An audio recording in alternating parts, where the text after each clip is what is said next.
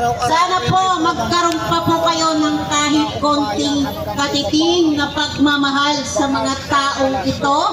Hindi naman po sila perwiso sa inyo, bagkos kapag po mayroon pong mga baha or mga nasusunugan. Even in our hometown, Llano del Sur, nung kasagsagan po ng Marawi Siege, nakita ko po kung paano yung pag-organisa para po maiparating ang tulong mula sa Kingdom of Jesus Christ. Nakita ko po kung paano kayo mag-preparation. Yung binibigyan niyo pong tulong, hindi po siya kapiranggot. Dahil nakikita ko po sa mga post sa social media kung paano kayo magpakita ng tunay na pagmamahal sa aming mga Muslim community. Kaya po sa mga kababayan ko, congressman and LGUs, the national government, especially the BARM, ulitin ko lang po, magkaroon po tayo ng pagmamahal sa kapwa nating Mindanaoan. Si Pastor po, madalas po pinapanood ko po yung the way yung express niya yung kanyang pagpapakita sa kapwa Pilipino. Nandito po ako para po manawagan sa House of Congress na sana naman po baguhin po ninyo ang inyong routine. Hindi po ang nag-iisang Pilipino sa Pilipinas ay mga pamilyang Duterte.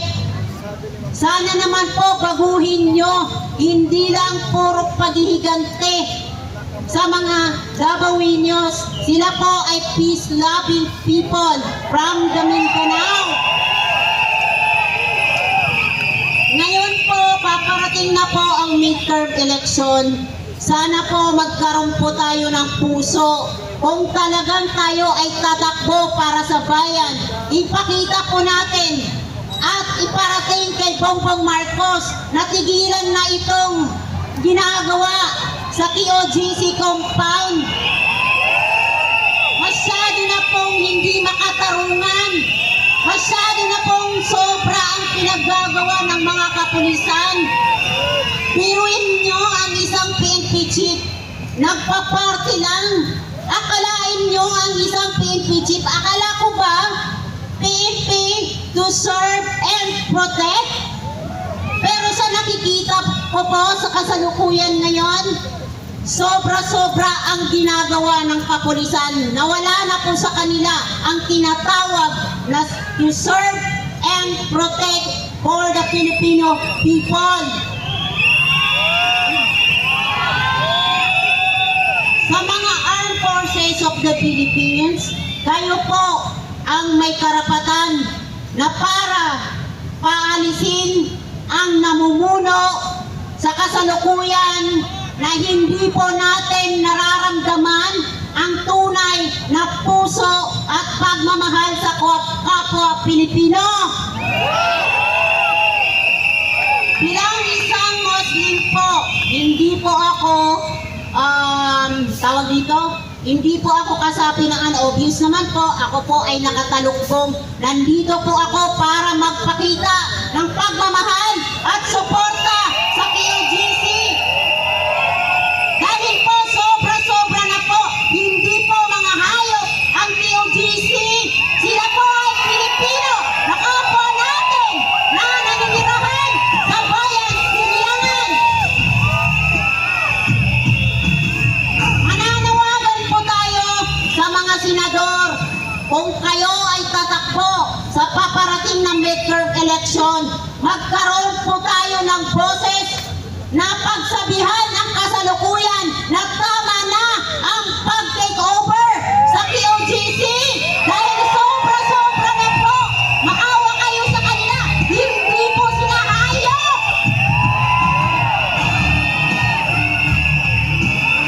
Hindi po sila hayop. Yung hayop nga minamahal, di ba? Tao pa kaya? Sobra na itong bangag na administration. Kaya po natin sinabi niya na wala daw mga bit-bit na armas. Makikita naman sa ebidensya yung ginagawa niya na wala siyang kaalam-alam sa nangyayari sa kasalukuyan ngayon sa pag-take over ng kapulisan sa KOJC compound sa Davao City.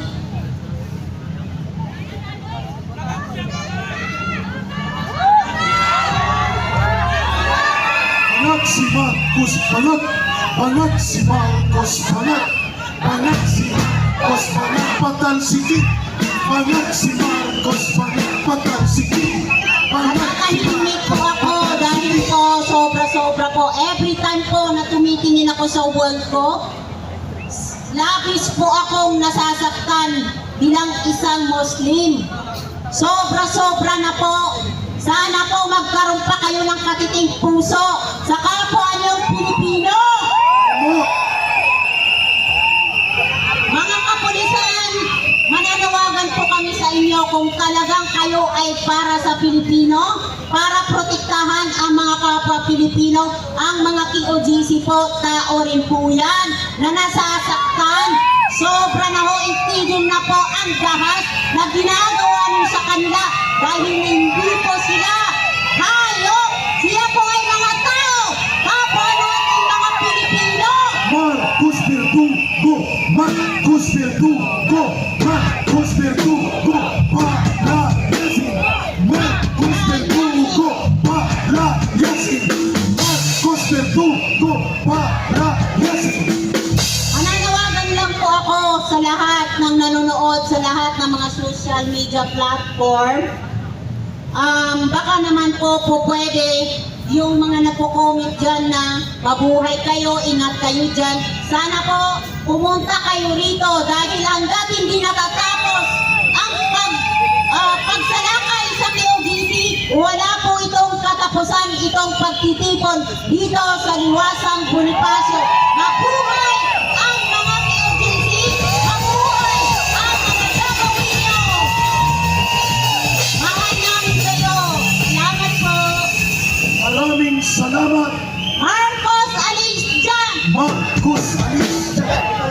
Marcos alis dyan! Marcos alis dyan! Marcos alis dyan! Marcos alis dyan! Mag-alis dyan!